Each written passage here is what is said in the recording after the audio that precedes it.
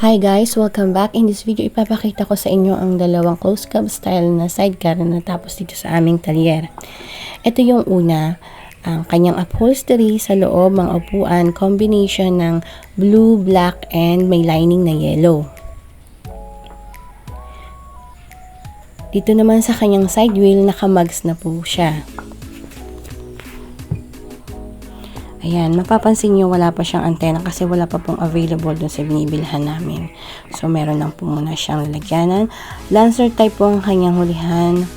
May top load baggage. All stainless po ang kanyang crash guard at driver's cover.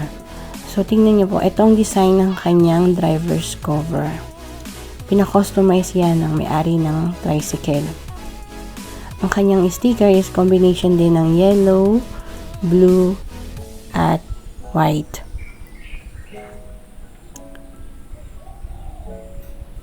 Ito naman po yung pangalawang sidecar or tricycle. Dito sa loob, ang kanyang upholstery is gray, black, and lining na red. Naka-mugs din ang kanyang side wheel. Lancer type din ang hulihan ng kanyang sidecar. May baggage at top load.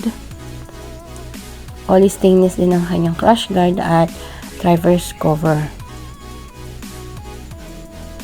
So, ang combination ng kanyang sticker is binagay lang niya sa kulay ng kanyang motor na black, red, and white. So, ayan po ang dalawang close cab sidecar na natapos dito sa aming welding shop.